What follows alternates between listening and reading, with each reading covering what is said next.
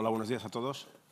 Yo soy Íñigo Domínguez, Julio Núñez, periodistas del País, y somos los dos periodistas que en la investigación sobre la pederastia en la Iglesia Católica pues han estado desde el principio hasta hoy, porque la investigación sigue abierta y seguimos en ello. Es decir, desde 2018, cuando empezó todo esto, hasta hoy, pues 8 años en los que estamos trabajando en este asunto, ¿no? Y bueno, hoy iba a estar aquí, sí. queríamos comentarlo, ¿no? Iba a estar Sol Gallego, pero no ha podido por causa de enfermedad. Y no solamente queríamos reconocer su trabajo, como muchos saben, Sol ha sido reportera, ha sido columnista, ha sido corresponsal, ha sido jefa y fue directora del País. Cuando ella llegó en 2018, pues fue como la llegada de un sol, porque volvió a abrir la sección de Sociedad. Y ella tenía muy claro una cosa. De hecho, las primeras conversaciones que tuvo con su directora adjunta, Mónica Ceberio, fue iniciar una investigación de abusos, ¿no? Ella sabía que, por sus conocimientos en el mundo internacional, en otros países, que en España sucedía, ¿no? Pero quería que el país liderase una gran investigación. Y fue una de las primeras encomendaciones, ¿no?, al periódico, y ahí fue cuando hace ese primer encargo. Sin ella, pues posiblemente pues esto no hubiese sucedido. Las víctimas pues no podrían haber hablado en el país y la realidad en la que ya parece que estamos acostumbrados no hubiese sucedido. Pero sí me gustaría que, aunque ella no esté aquí presencialmente, su corazón y su idea de periodismo está aquí. Y si le podéis dar un aplauso, pues a mí me...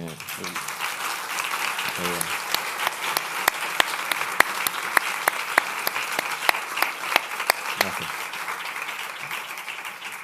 Sí, porque justo ayer proyectamos la película Spotlight, que cuenta la primera investigación que sacó esto a la luz en Boston, que es curioso el paralelismo, porque en Boston empezó con un nuevo director que llega y tiene una visión distinta y obliga a cambiar inercias y a mirar y a fijarse en cosas en las que no se habían fijado hasta ese momento, ¿no? Y Sol fue exactamente eso. Llegó con más ideas y tenía eso en la cabeza, que es empezar a mirar este asunto en España. ¿Por qué? Porque hasta ese momento había surgido, a partir de 2002 en Boston, este escándalo a nivel mundial, primero en Estados Unidos, luego Irlanda, Australia, Alemania, Bélgica, en muchos sitios. Pero España, gran país católico, no había salido casi nada. Y entonces las opciones eran dos para explicar eso. Una, que España era una excepción mundial y aquí no había casos, como sostenía la Iglesia Católica, que decía que era una cuestión cultural, de que la mentalidad latina era distinta de la anglosajona, en fin, bueno, había toda una serie de teorías al respecto. Y la otra opción era que en España también era como los demás países, pero que no había salido a la luz. Y la explicación era muy sencilla. ¿Por qué? Porque nadie lo había investigado. Y entonces, en ese momento, es cuando Sol dice, pues esto lo tiene que hacer el país, porque si no, como se ha visto luego, nadie lo iba a hacer. De hecho, en esta investigación hemos estado muy solos hasta hoy, 8 años después. Somos el único periódico nacional, desde luego, que lo investiga, y a nivel local poquísimos periódicos se han atrevido a meterse en este asunto, porque sigue siendo un gran tabú y bueno, da la idea de lo escondido que está y lo difícil que es investigarlo. Y esto fue posible pues porque Sol dijo, esto hay que hacerlo. Y entonces se lo encargó a José Manuel Romero y a Julio Núñez, que puede contar cómo empezó todo. Sí, la verdad es que una de las cosas interesantes, y que yo creo que ahí Sol demuestra la capacidad de Sol como directora. Sol no quería entrar a abordar el tema, a hablar de casos de abusos. Ella decía, hay que investigar el sistema, hay que investigar qué pasó, no solamente el abuso, sino el encubrimiento. Claro, esto, y ella era una periodista muy insistente, ¿no? Hay que hacerlo, hay que hacerlo, hay que hacerlo. Claro, cuando yo me reúno con José Manuel Romero en un pequeño despachino que tiene en la planta, no sabías por dónde empezar. No, o sea, ¿cómo hacemos si la Iglesia se niega, ¿no?, a hablar de este tema? Entonces, ideamos para una primera radiografía buscar en 2 fuentes disponibles. La primera es en el CENDOG. El CENDOG es un sistema digital de España en el que están pues eso, digitalizadas todas las sentencias desde los años 80. Entonces ahí hicimos durante un par de semanas una tarea muy de hormiga que a lo largo, Íñigo y yo hablaremos, es una parte que consiste en la investigación, y localizamos solamente 34 sentencias condenatorias contra sacerdotes desde el año 80. Luego encargamos la segunda vía, ¿no? Un dossier al equipo de archivo del país para que nos dijesen cuántos reportajes, cuántas noticias relacionadas a este tema había. Y hubo una carpetita roja, Romero la recuerda siempre, donde había, pues desde los años 60, 70, una carpeta así con los reportajes que habían sacado. Y luego, claro, ¿qué tenía que decir la Iglesia? Entonces ahí preguntamos a las 70 diócesis. Casi ninguna contestó, y las que contestaron fueran para decir que no habían tenido ningún caso. Sucedió algo ahí también muy interesante, y es que algunos medios ya habían sacado en España, el periodismo local, algunas noticias, algunos casos, en los que la Iglesia había recibido denuncias internas y las había instruido, ¿no? Que esto es otro tema que descubrimos. Es, joder, la Iglesia tiene tribunales internos, tiene un sistema de investigadores, de jueces, que cuando les llegaban esas denuncias, cuando no las silenciaban o las tapaban, que era la mayoría de las veces, pues instruían casos, ¿no? Y ahí encontramos un par de ellos. Uno fue muy importante porque tenía unas grabaciones con un obispo, ¿no? Y ahí nos empezó a tirar, ¿no? del tema para crear esa primera gran radiografía. El otro caso que localicé fue un caso muy impactante de una persona que se llamaba Javier Paz. Tuve una conversación con él, lo recuerdo perfectamente, pues, de 2 horas, terrorífico. Y al final de la llamada me dice: yo tengo un gran amigo, uno de mis mejores amigos de la infancia, trabaja en El País y se llama Íñigo Domínguez. Y entonces yo busqué a Íñigo, que no lo conocía, era esto, estamos hablando... Es que él era un becario, además. O sea, quiero decir que acababa de llegar, y era tú, nuevo. más o menos igual, porque llegaste en 2015 y esto fue... Yo llevaba poco en el periódico también. Y entonces fui, todo esto ocurre antes de publicar el primer gran reportaje, ¿no? Y fui a buscarle, ¿no? Y no sé si recuerdas un poco esa... Sí, o sea, recuerdo... Bueno, esto que cuenta Julio es muy significativo. De que la primera foto era no sabíamos por dónde empezar, y es que no se sabía nada, y lo que se sabía era eso, 34 casos, que se supiera. Y escribías a las diócesis y la respuesta era el silencio. Y ese sigue siendo el gran tema hoy, que no contesta, no dice la verdad, no revela lo que sabe, porque sabe muchas cosas. Y de todo eso, lo único que se sabe es lo que hemos ido nosotros sacando, pero todo lo que saben no lo han dicho y lo siguen sin decir. Y eso sigue pendiente 8 años después. Cuando Julio, vuelvo a la historia, cuando Julio viene y me dice: hola, soy Julio Nuña, encantado, no sé qué, he hablado, tú tienes un amigo que se llama Javi Paz. Yo, sí, claro. Y me dice: ¿sabes que ha sido víctima? Sí, porque él fue una de las primeras víctimas de abusos que salió en la tele en España a hablar de su caso en 2014. O sea, 4 años antes había salido.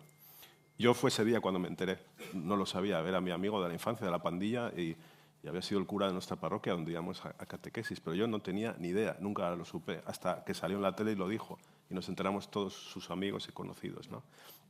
Esto es muy significativo de la ocultación de estos casos y de cómo lo puedes tener delante de tus narices y no verlo, ¿no? Y también de lo que le cuesta a la comunidad después admitirlo y asumirlo, porque Javi, por hablar, ha tenido muchísimos problemas porque el entorno rechaza la verdad. Es decir, se niega a asumir que eso ha ocurrido, se niega a revisar su pasado y reconstruirlo con la verdad, y sale un pasado que es de otra manera, como tú creías, ¿no? De hecho, cuando Julio me dice: mira, hay este caso, tal, entonces estamos empezando la investigación, tú, como lo conoces, tienes confianza, pues seguramente para ti es más fácil hablar con él, que te cuente todo y contar su caso bien, ¿no? Y mi primera reacción fue: no quiero saber nada. O sea, para mí era muy cercano, era mi amigo, obviamente yo ya había hablado con él de esto, pero para mí era demasiado doloroso, demasiado próximo, y pensaba que no iba a tener, por un lado, la objetividad, porque me tocaba de cerca, pero por otro lado, notaba esa repulsión hacia el asunto, que es la de todos, que es: mira, no quiero saber, prefiero mirar por otro lado. Y esa fue mi primera reacción como periodista, prefiero mirar por otro lado. Es decir, mira, mejor hazlo tú, yo estoy muy liado, no sé qué te dije. Que supongo que él pensó: este tío es imbécil, ¿no? No, bueno, es que era, ahora con...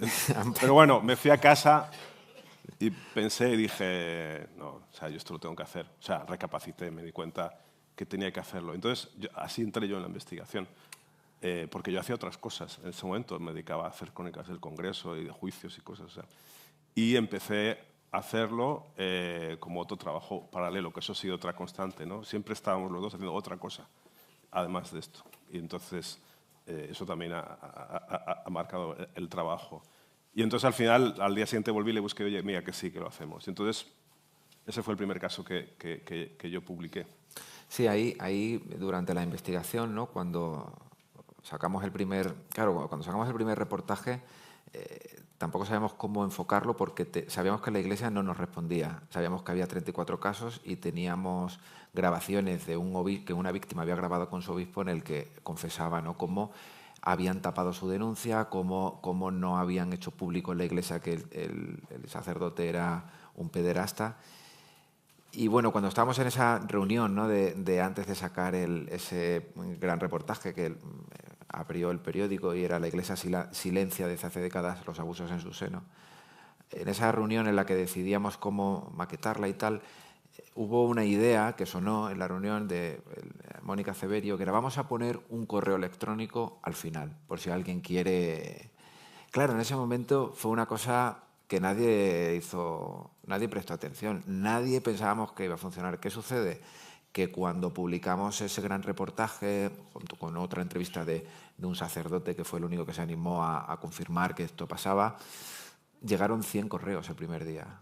100 correos, eso también es muy bonito porque no solamente eran víctimas, ¿no?, o testigos, eran lectores.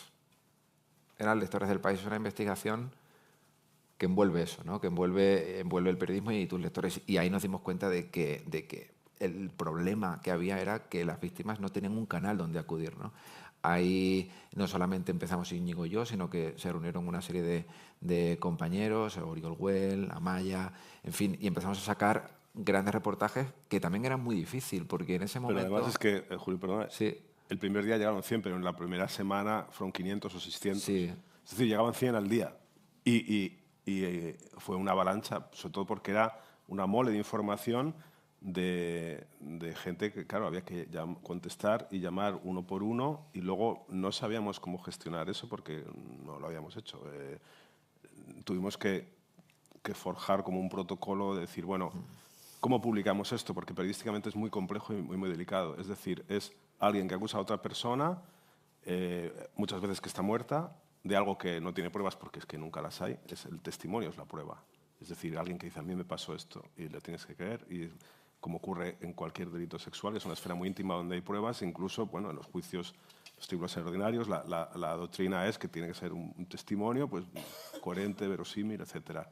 Pero no hay pruebas, obviamente. Y nosotros, para publicar eso, que te expones además a demandas, tuvimos que establecer como un protocolo para poder publicar los casos, porque claro, no podías, cualquiera que llega y te cuenta algo no lo sacas. Y eso fue la parte más laboriosa, sobre todo para establecer una serie de filtros de seguridad que nos permitieran contarlo bien.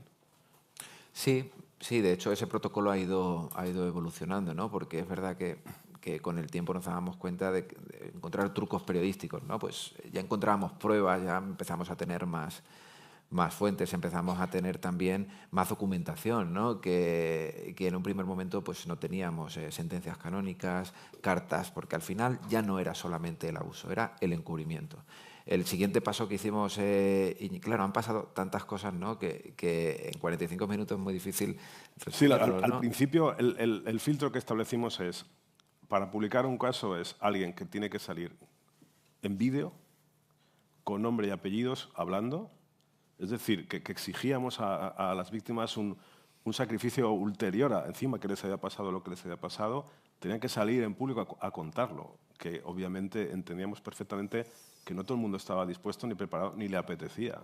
Es más, cuando les decíamos a cada persona, mira, porque lo que todo el mundo quería era que se supiera la verdad, que se contara su caso. Y cuando le decías, muy bien, ¿usted está dispuesto a salir con nombre y apellidos en el periódico, con foto? No, yo no quiero. Claro, tú lo intentabas explicar, es que periodísticamente una acusación anónima sí, yo no puedo. A veces había incomprensión porque la reacción de la víctima es, ya está, vosotros tampoco me creéis. Yo decía, mira, yo te creo, pero periodísticamente nosotros tenemos que movernos de otra manera. una de cada 20, 30, 40 decía que sí, decía, sí, no, yo quiero contarlo, porque había gente que lleva tantos años callada y que estaba deseando hacerlo. Y esas primeras que dieron el paso fueron las que vieron el camino a los demás, porque el requisito, además de que salieran en vídeo con nombre y apellidos contándolo, era que su caso hubiera sido admitido por la Iglesia, con lo cual tampoco era tan fácil, no bastaba que una persona lo dijera. Pero había casos en los que eran personas que ya en su día lo denunciaron, se tomaron medidas, etc. Entonces, en ese momento tú llamabas a la diócesis de Astorga o la que fuera, le comentabas ese caso y la diócesis admitía que sí, que hubo algo, que apartaron al cura, etc. Y en ese momento publicabas ese caso. Al principio salían 1 de cada 100, pero esos que salían cambiaban todo, porque una víctima que habla arrastra a 100 más que están en la sombra esperando su momento para animarse a contarlo. Y cuando empezaron a salir los primeros testimonios, pues cada testimonio que salía, 100 correos más que llegaban. A veces de ese mismo caso que había contado, porque claro, a veces salía una persona hablando de un cura, un profesor del colegio, y había más alumnos o más niños que les había pasado lo mismo con la misma persona, y entonces lo reconocían y nos escribían. Y eso empezó a aumentar el número de correos. Hasta el día de hoy nos sigue escribiendo gente. Sí, de hecho, cada vez que... Porque una de las obsesiones que siempre teníamos Íñigo y yo era intentar dar salida a estas personas que nos escribían, ¿no? Porque confiaban, ¿no? Es quizás el resumen, ¿no? De la fe de estas personas en que su periódico pudiese contar la verdad. Y en las múltiples horas que siempre al teléfono teníamos Íñigo y yo, al final acabamos diciendo, llegarán más casos, ¿no? Y siempre llegaban más. Y a día de hoy todavía, pues esta semana han llegado. Y en esos primeros meses de 2018, comienzo de 2019, decidimos crear un Excel, ¿no? Porque ya no solamente era poder contabilizar los correos que nos llegaban, sino como muy bien indicaba él, nos dábamos cuenta que había no solamente de metodología, sino que nos damos cuenta de que trasladaban a muchos de estos religiosos de colegio. El ECE nos permitía hacer periodísticamente un cálculo de no solamente numérico, sino de cuándo se encubrió, cuándo fue trasladado. Ese fue el germen de lo que más tarde sería la base de datos que a día de hoy, pues eso, de los 34 que contabilizamos al principio, a día de hoy hay más de 1.600 acusados y más de 3.000 víctimas, ¿no? En esos primeros meses con este equipo conseguimos sacar muchos casos. Algunos nos dábamos cuenta de lo que hacía que la Iglesia lo reconociese, ¿verdad? Y que también otras víctimas se animasen. Por ejemplo, decir el mote del profesor, ¿no? A veces el nombre no decía nada. Hay un reportaje muy impactante que publicamos que, hablando con una víctima, nos dijo, yo lo denuncié en los 90, pero estaba prescrito. Y cuando fui a la comisaría, la persona que me estaba atendiendo, el agente, vio el nombre y dijo, ¿este es don Chemi de Deusto, de los salesianos? Y dijo, sí. Y el agente le dijo, este hombre ha abusado de mí. Y así titulamos. ¿Qué provocó eso? Denuncia. Sí, ese fue uno de los primeros casos. Nosotros buscábamos un impacto que hiciera llegar la conciencia del problema, porque era muy difícil, éramos el único medio. La Iglesia desde el principio lo tomó como un ataque, que esta ha sido su actitud. Era un ataque en el que veía otros fines, una campaña anticlerical del país, una locura nuestra, una obsesión política. Y sobre todo lo veía como un ataque del que se tenía que defender. Pero no solo del país, se tenía que defender de las víctimas, porque veía a las víctimas como personas que le estaban atacando. Es una locura, pero era así. O sea, una víctima que salía en el periódico, para ellos era alguien que se había pasado al enemigo o algo así, que en vez de ir a contárselo a ellos, como siempre, en secreto, y si acaso le daban un dinero y se quedaba todo ahí, de repente salía y lo contaba. Entonces la actitud fue siempre esa, de defenderse de las víctimas, que ya la frase es increíble, pero es así, ¿no? Y este caso de los salesianos de Deusto en Bilbao fue uno de los primeros donde de repente salieron muchísimas víctimas, no me acuerdo ya si eran 20 o 30, no me acuerdo, y también fue el primero que ocasionó un movimiento ya en la calle, porque bueno, también la sociedad vasca tiene una sociedad civil muy viva, muy activa, y allí hubo una manifestación en el barrio delante del colegio de los vecinos, que de repente ya la gente salió a la calle, se hizo visible con pancartas. Eso fue... Y además, ¿por qué? Porque este profesor estaba por ahí. Es decir, como en la inmensa mayoría de los casos que nos llegaban había prescrito, no se podía hacer nada. Y este hombre, aunque salieran 30 personas a acusarlo, no se podía actuar contra él. Hasta el año anterior había estado organizado campamentos. Era una cosa increíble. Y eso, a día de hoy, sigue pasando. La mayoría de los casos están prescritos. A veces encuentras un tipo que sigue por ahí y no se puede hacer nada.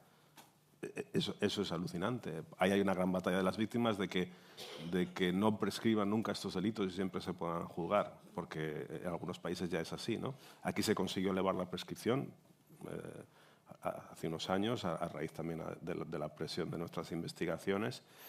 Pero bueno, esto para hacer ver la cantidad de problemas que salen a la luz a medida que íbamos sacando esto, ¿no? Y pasa algo, ¿no? Que esto ocurre en el año 2019, el Papa convoca una gran conferencia donde tienen que ir todas las conferencias episcopales como para ver cómo lo estaban tratando. Publicamos numerosos casos, o sea, ya empezamos Íñigo y yo, él y yo solo, comprobamos cómo habían trasladado algunos pederastas a Latinoamérica, cómo seguían encubriendo, cómo las diócesis que nos habían dicho que no tenían ningún caso, sí que tenían y sí que lo sabían. En fin, o sea, era ya una bola y llegaban más casos, Algunos casos que han llegado en ese momento los hemos sacado ahora. El obispo de Cádiz, acusado de, el primer conocido obispo acusado de haber abusado, el mensaje llegó en 2019 y hemos seguido no lo hemos sacado hasta ahora, ¿no? Y ahí hay algo, ¿no?, que siempre hablamos Íñigo y yo, que ahí ocurre como un desierto, ¿no? Un desierto en el que seguimos teniendo el apoyo del periódico, pero como sucede en el día de hoy, que hay mucha precariedad y demás, pues tenemos que empezar a hacer otras cosas y él y yo en nuestro tiempo libre empezamos a trabajar, ¿no?, y a ver tácticas él y yo de cómo poder sacar. Sí, porque aquí, claro, para un periódico tener 8, 9, 10 personas dedicadas a un tema durante un tiempo indefinido es insostenible, es un esfuerzo increíble, tal como está hoy también la profesión, ¿no?, que son momentos difíciles. El país tiene la entidad y también la voluntad de mantener ese tipo de apuestas porque es uno de los pocos medios en España que lo puede hacer. Y durante meses tuvo un equipo de 8 o 9 personas, que fue una apuesta increíble. O sea, gente que estaba en otras secciones, que tuvo que dejar lo que estaba haciendo, y nos juntamos durante 6 meses, desde octubre de 2018 hasta febrero, marzo, abril del 19. Pero claro, era un esfuerzo enorme y, sobre todo, que no ocurría nada. Es decir, salían casos y nosotros veíamos, no pasa nada. A veces encontramos un caso increíble con muchos implicados en un colegio, yo qué sé, y decíamos, "Buah, este va a ser el definitivo que haga estallar todo, que haya una reacción". Y no ocurría nada. No ocurría nada tampoco en la política ni en las instituciones. Y esto es, por esto la gente no seguía escribiendo, porque no había una ventanilla donde ir. Los tribunales no podían hacer nada porque estaba prescrito. No es que ibas a la Guardia Civil y hacían nada, no, está prescrito, se archiva. La Iglesia no hacía nada tampoco y venían a nosotros. Y a nosotros eso ya sobrepasaba la labor periodística, porque no era gente que te escribiera con el afán de que publicaras una noticia, es que quería una respuesta más allá de lo periodístico. Es decir, nosotros publicábamos uno de cada 100 que nos llegaba o de cada 40, pero esa gente necesitaba una respuesta y esa responsabilidad que cargaban sobre ti a nosotros nos ha pesado muchísimo todos estos años, porque notabas que para estas personas tú eras su última esperanza, de que se supiera la verdad, de que se hiciera justicia. Es realmente conmovedor, te hace creer en el poder de este oficio, pensar que es efectivamente así. Es decir, que cuando el periódico conseguía publicar algo, para mucha gente por fin se hacía justicia de alguna manera, pero esa responsabilidad era enorme. Y cuando notabas que no podías más, que la maquinaria no podía seguir adelante porque no veía resultados, era muy frustrante. Ahí también nos dimos cuenta que había una batalla esencial, que era, como siempre, pensando a la grande, que es la de los datos, los números. Sí. Porque si no dabas números, el problema no existía. Tú tenías que poder decir, en España hay 100 casos, hay 200, hay 300, hay 400. Porque si no, no se sabía de qué estaba hablando, porque además la Iglesia decía que en España no existía el problema. Con lo cual, nos dimos cuenta que la batalla por los números era muy importante. Y creamos esta base de datos en abril de 2021 con un contador donde cada vez que se conocía un caso, tanto como si lo publicábamos nosotros, como si salía en El Mundo o en el ABC, bueno, en el ABC no ha sacado ninguno, creo. Bueno, si sacaron uno que era falso encima.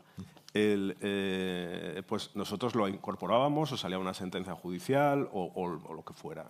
Entonces, eso iba subiendo. De hecho, a día de hoy, de los 34 que había oficialmente en 2018, Hoy estamos en 3.000 víctimas, que es por 100. Claro, y no Es el mismo número multiplicado por 100 en 8 años. Y es solo la punta del iceberg, porque igual que era la punta del iceberg los 35, tú te imaginabas que había más. Bueno, la punta del iceberg ahora es un poquito más grande. Hay 1.615 acusados, pero es que eso es el 1,3 del clero español de las últimas décadas que hemos calculado. En todos los países donde ha surgido el escándalo de tradición católica, la media es entre el 4% y el 6-7% del clero de un país acusado. Si aquí estamos en 1,3 y estadísticamente tienen que salir al menos el 4, quiere decir que estamos viendo una cuarta parte de lo que todavía hay como mínimo estadísticamente, ¿no? Esto quiere decir que hay trabajo para años. Y esto quiere decir que los números son muy importantes, porque la Iglesia ahora ya no lo puede negar. Es más, la Iglesia ha ido reculando en todo esto, ha ido a remolque nuestro, reconociendo cosas a medida que la realidad se imponía. La realidad se imponía por el trabajo periodístico, era la única manera. Nosotros, cuando intentábamos que esto se moviera de alguna manera, hablamos con todos los partidos políticos, con todos, de izquierda a derecha.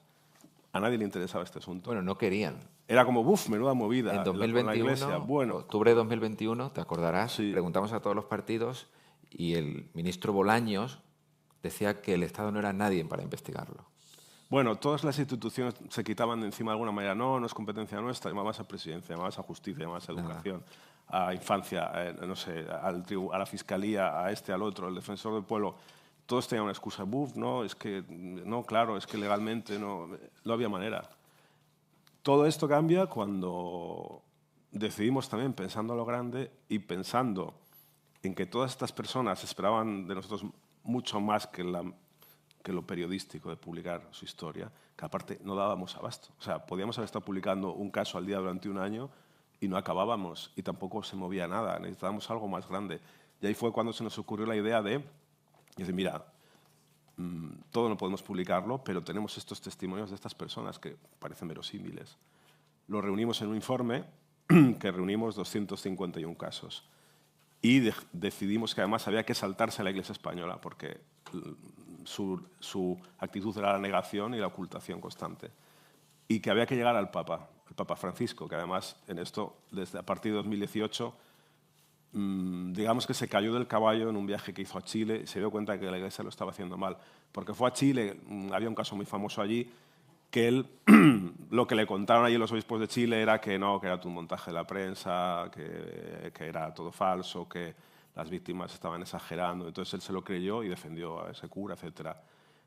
Hasta que luego las víctimas tuvo una reunión y le hicieron darse cuenta que le estaban engañando, que es lo que pasa siempre. Ahí Francisco, que era también de armas tomar, ¿qué hizo? Convocó a todos los obispos de Chile y les hizo dimitir a todos de golpe. O sea, todos los obispos de Chile dimitieron en una mañana, les hizo firmar allí en el Vaticano, los llevó y los echó a todos. Así respondió. Eso ocurría cuando él se comprometía personalmente. Pero claro, él tenía mil guerras, 1000 incendios, no podía estar. En Chile hizo eso, con algunos grupos también. Pero claro, meterse con España nunca lo ha hecho. Eso ha sido uno de los problemas que hemos tenido. Que Francisco llegó un momento en que de España no quiso entrar. Pero nosotros, por lo menos, le obligamos a presentarle el problema que es con este informe, que decidimos, tenemos que ir al Papa en persona a ver si él desde allí se mueve, ¿no? Y fue cuando hicimos este informe y claro, había que ver cómo se lo entregábamos, porque el Papa no es que vas, pides audiencia y se lo das, o sea, no es tan fácil, ¿no? Y ahí se nos ocurrió que en uno de los viajes que hacía, que es el único momento que viajan los periodistas con el avión y hay un momento de charla que pasa a saludar, pues nuestro compañero Daniel Verdú, que era el corresponsal en Roma en ese momento, pues se lo podía dar. Y entonces, pues eso. Sí, yo creo que ahí nos llevó muchísimo tiempo porque Íñigo y yo necesitamos la ayuda de varias compañeras. Primero, para hacer esa base de datos, como él comentaba, que no es solamente el número, o sea, está disponible para todas las personas y es el año, la historia, cómo se publicó y demás. Y luego este dossier, una rueda de prensa antes de entregarlo, que fue Íñigo.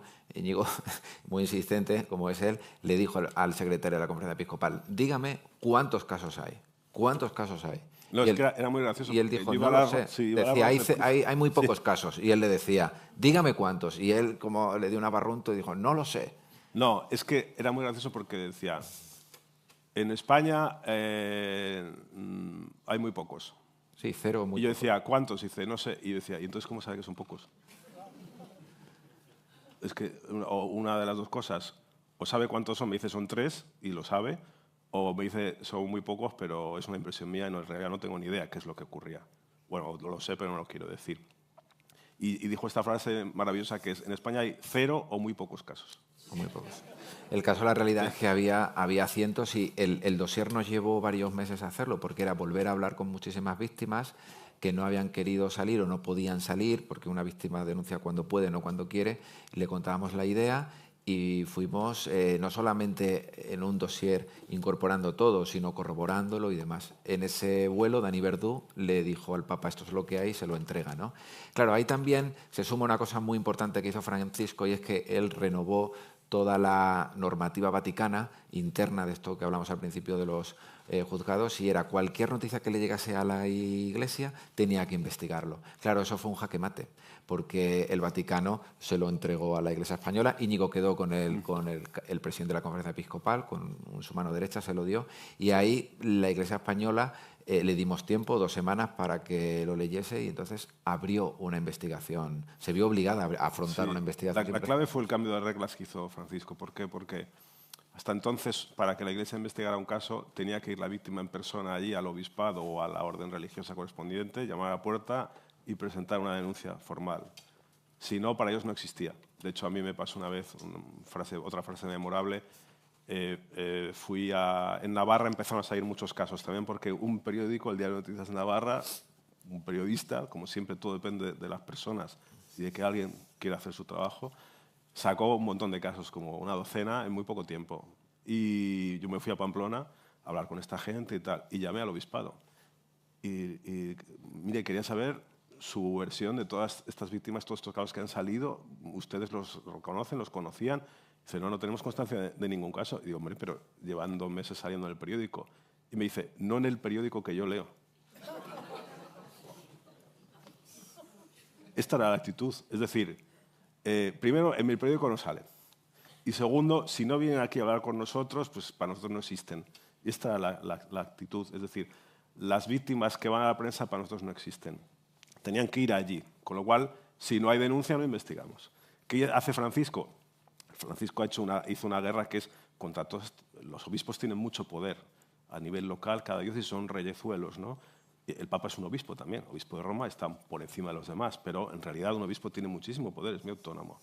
Entonces, siempre hay una guerra de Francisco intentando que los obispos le hicieran caso y hicieran lo que tenían que hacer, y los obispos negándose y buscando triquiñuelas para hacer y ocultando sus casos, ¿no? De hecho, solo a partir de 2001 es obligatorio que cuando en una diócesis se conoce un caso hay que informar a Roma, porque se dieron cuenta que los tapaban todos a nivel local.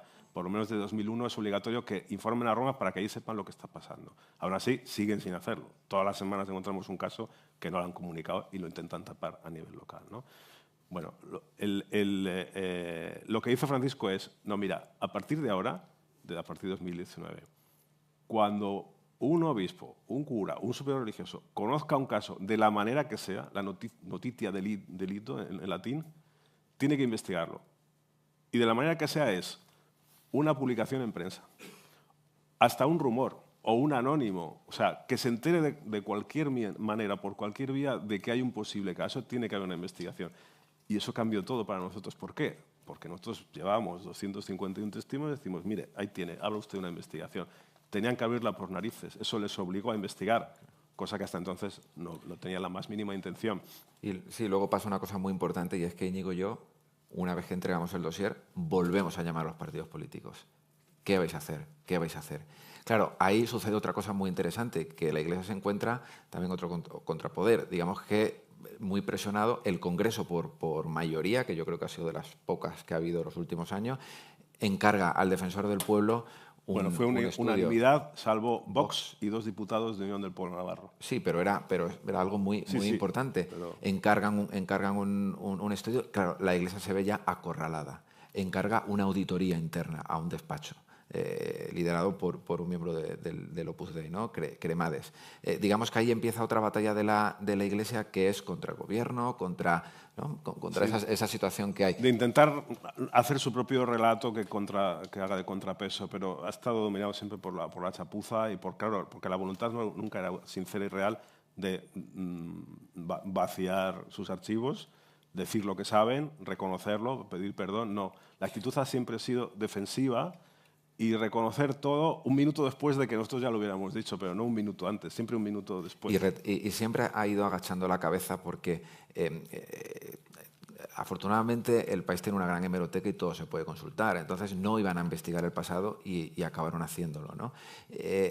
Conforme fueron publicando, ¿no? Nosotros nunca hemos parado de publicar grandes casos, nunca hemos dejado de entregar dosieres. Ya son más de 6. En el último mes entregamos uno y en ese periodo pues seguimos fiscalizando ya una aparte de la Iglesia, ya que el defensor del pueblo hiciese bien su trabajo, y también de Cremades, ¿no? Hay poco tiempo, pero es que hay historias maravillosas de cómo la Iglesia coló un topo dentro de su propia auditoría para que le filtrase datos, cómo intentaba bombardear las investigaciones del país. Nosotros nunca lo dejamos, ¿no? Ocurre una cosa, y es que ya en el año 2023 es cuando el defensor publica los datos, ¿no? Un estudio muy bueno, un estudio reconocido internacionalmente, en el que además añade una encuesta, ¿no? Una gran encuesta en el que los datos señalan una estimación de más de 400.000 personas. Bueno, sufrieron... sí, era una encuesta que con cualquier persona que trabaja en estadística o hace encuestas te dice que es una súper encuesta, porque eran más de 8.000 entrevistas, que para la población española es una muestra alucinante. Daban que un 1,13 de la población decía que había sufrido abusos en el entorno religioso en su infancia. 1,13 de la población, que nosotros extrapolamos el dato y equivalía a unos 440.000 personas. Ahí se creó inmediatamente una gran polémica, porque la Iglesia decía que ese dato no estaba, que era una extrapolación nuestra y por lo tanto era una manipulación. Que no se tenía en cuenta el margen de error, además. Lo gracioso es que si usas el margen de error, dices, vale, el margen de error por abajo son 230.000 y por encima 510.000. Bueno, es que aunque sean 200.000, es que a lo mejor son 530.000. Lo que estamos hablando es de cientos de miles de personas seguro. Y ese trabajo del defensor ya quedó como una referencia de, bueno, aquí estamos hablando de algo parecido a lo que salió en Francia, que hablaban de 300.000 personas, que cuando salió en Francia nos parecía una locura, en un informe que encargó la propia Iglesia y que asumió. Aquí la Iglesia no ha asumido nada, atacó ese trabajo, consideró que era una exageración. Y las conclusiones, además, es muy interesante porque cuando lo saca el defensor, que además es otro tema que la Iglesia no quiere hablar, que es el encubrimiento, ¿no? De cómo la Iglesia lo supo, encubrió y fue trasladando a los agresores. Poco después, Cremades publica su auditoría y es prácticamente igual a la del defensor. Y además, no solamente eso, confirmaban la investigación del país. Intentaron taparla y sacaron su propio informe, que también fue una chapuza, no solamente reconocido por el país, sino por las propias órdenes, que nos llamaban y nos decían, nosotros tenemos más casos y se los hemos dado al defensor. Ahí se crea también una división, ¿no? En el que hay hay algunas órdenes y algunos obispados que quieren sacar la verdad, ¿no? Y ahí se crea también ya la siguiente lucha de las víctimas y también en la investigación periodística, que era el siguiente paso atrás de la Iglesia, que era la reparación a las víctimas. Se negaban, digamos, a reparar. Y no quería hacerlo, decía que no iba... Sí, es una de muchas cosas que la Iglesia ha dicho que jamás iba a hacer y luego ha acabado haciendo a regañadientes. O sea, dijo, nunca haremos una investigación, nunca seremos proactivos, dijo Luis Argüello, que ahora es presidente de la Conferencia Episcopal. Nunca seremos proactivos, como nunca vamos a investigar. Al final encargaron una investigación. Es imposible saber el número de casos porque la Conferencia Episcopal no tiene autoridad sobre cada diócesis para pedir la información. O sea, decían que la Conferencia Episcopal es un órgano colegiado, que no pinta nada, que no tiene poder. Y bueno, al final lo hicieron. Pidieron a cada diócesis sus datos y los juntaron de forma chapucera, pero lo hicieron. También dijeron, nunca vamos a indemnizar a las víctimas, etcétera. Al final han tenido que hacerlo. Todo esto ha sido fruto de la presión periodística. También desde el Vaticano les han obligado mucho, ¿no? Sobre todo porque ahora el Papa va a venir a España en un mes, el 6 de junio, y también querían tener cerrado este asunto. Desde que el gobierno dijo que se iba a establecer un mecanismo de reparación tutelado y controlado por el Estado, la Iglesia no quería. Han estado 2 años negociando hasta que al final ha sido posible, pero ha sido hace nada, en enero. Esto ha sido fundamental. ¿Por qué? Porque hasta entonces las víctimas, la Iglesia al final hizo un sistema de indemnizaciones propio, pero que obligaba a las víctimas a pasar por la Iglesia otra vez, a muchas veces entrar en sus laberintos, en que les marearan, en que les daban una miseria, aceptar sus condiciones, a veces bajo imposición de confidencialidad, de no hablar con la prensa. Todo eso ha ido saltando por los aires porque ya, bueno, las víctimas muchas veces ya no tenían ningún reparo de nada. Es decir, nos han llamado muchas. Mira, ya ha llegado a un acuerdo, me van a pagar nada, 5.000 euros. Me han obligado a firmar un documento de confidencialidad que no puedo hablar con la prensa, salvo que me amenazan con denunciarme y tal, pero yo apenas me paguen, os lo cuento y lo sacáis. Porque claro, yo decía, es que si nos cuentas esto, a ver si luego se atreven a denunciarte encima, o sea, tiene ya narices, ¿no? Y bueno, empezamos a sacar también cosas así, pero así funcionaban ellos. Entonces, ¿qué ha hecho? Que la gente tampoco, o sea, ¿cómo es posible que encima el culpable de esa situación es el encargado es juez y parte que tiene que ser el encargado de indemnizarte? No puede ser. Tiene que ser algo externo, institucional. También porque es que el Estado institucionalmente tiene una responsabilidad. Es decir, la educación durante décadas, el Estado la confió en gran medida a las instituciones religiosas.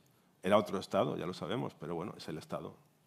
Pues también tendrá que asumir ese papel. Al final esto se ha conseguido, muy a regañadientes, pero ahora mismo cualquier víctima, desde el 15 de abril que se abrió la oficina, tienen un año, prorrogable a otro, para que cualquier persona vaya al Estado, presente su testimonio, su acusación, se evalúa y después se le da una indemnización que paga la Iglesia supervisada por el Estado. Y que el Estado, si considera que es poco, puede decir que es más y la Iglesia está obligada a pagarlo. Es decir, ya va a tener todo un control externo, porque si no, hasta ahora ellos se lo guisaban, se lo comían y hacían lo que querían. Y sobre todo, no decían los datos que tenían. Eso pero sigue siendo hasta hoy. O sea, mañana la Conferencia Episcopal hace una rueda de prensa de las que hace de vez en cuando, y Julio y yo, otro compañero, Eleonora Llovio, que ahora está en el equipo con nosotros, puede ir ahí y decir, ¿cuántos casos conoce la Iglesia? A día de hoy no te lo dicen. Y no lo saben, dicen que no lo saben, dicen que, menudo lío, es que es muy complicado. Y mienten, lo hemos visto. Bueno, mienten constantemente. Porque sí, o sea, creo que hay otra cosa esencial y que las víctimas y ya también la sociedad tiene hambre de verdad, tiene hambre de periodismo, ¿no? Y ya no solamente en España. Ha habido casos, ¿no? Hablábamos siempre antes, a mí uno que me cambió la vida fue cuando nos llega no solamente ya el relato de una víctima, sino de un familiar de un pederasta. En ese caso nos entrega el diario de un tío suyo en el que admitía cómo había abusado siendo misionero en Bolivia de 85 niños, pero lo importante de cómo sus superiores lo protegieron, ¿no? Cuando publicamos ese caso, Bolivia estalla y en Bolivia hay una cosa que aquí no sucede y que los archivos no están protegidos. ¿Qué sucedió? Que empezaron a salir papeles y entre los papeles se veían cómo desde Barcelona trasladaban multitud de casos. Hubo uno de ellos, de Luis To, curiosamente, la persona que lo condenó en Barcelona era un jesuita condenado a 2 años en los 90, el actual ministra de Defensa.